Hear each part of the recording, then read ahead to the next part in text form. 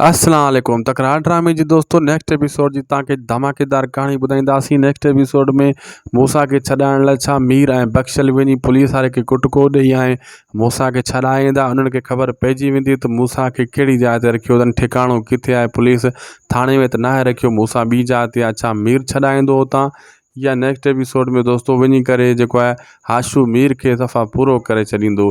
छा next episode में सजावल जे लाइ बि मुसीबतूं वधंदियूं?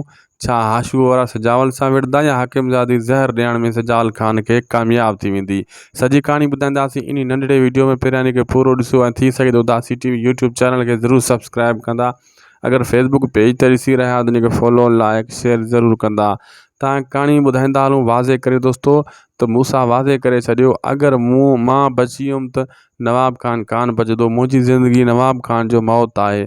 जे मां मरी वियुमि त नवाब खान जी ज़िंदगी आहे। बिल्कुलु पुलिस वारा इहा ॻाल्हि वञी कंदा, नवाब खान सां ताईं बि पुॼंदी, लेकिन हू मारे न सघंदा। छाजे करे मूसा खे मारणु ॾाढो मुश्किल आहे।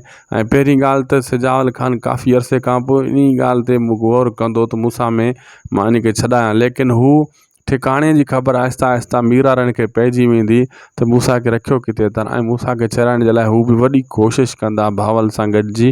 भावल बि पंहिंजे तरफ़ों कोशिशि कंदो, लेकिन मीर ऐं बख़्शल घणी कोशिशि इहे बि कंदा। दरिया ख़ान जीअं भॼे थो, हाणे दरिया ख़ान जे लाइ बि पुलिस मुसीबतूं शुरू करण वारी आहे नेक्स्ट एपिसोड में। छाजे करे त हाशू अहिड़ो नुक़सानु कंदो, उहो नुक़सानु नवाब ख़ान दरिया ख़ान जे मथां हणी करे इन खे बि हटाए छॾींदो पंहिंजे रस्ते खां। इन खां पोइ सजावल जे लाइ मुसीबतूं सफ़ा तेज़ थी वेंदियूं। सजावल जेको चुप करे वेठो आहे इन शइ में अॻिते हली नवाब ख़ान मां फासदो ऐं मार खाई वेंदो। उन खां पोइ निशानो नवाब ख़ान जो सजावल जी तरफ़ हूंदो। सजावल जा नवाब ख़ान जा माण्हू हाशू ऐं सजावल जो दुश्मन जेको नवाब ख़ान वटि पनाह वठी वेठो आहे, इहो सजावल जे मथां हैवी थी वेंदा अॻिते हली करे। दोस्तों वीडियो पुॻो आहे पंहिंजी पुॼाणी ते। अगरि तव्हां असीं ताईं ॾिठो आहे त महिरबानी करे असांजे यूट्यूब चैनल खे ज़रूरु सब्सक्राइब कंदा। दासी टीवी खे ख़ुदा हाफ़िज़।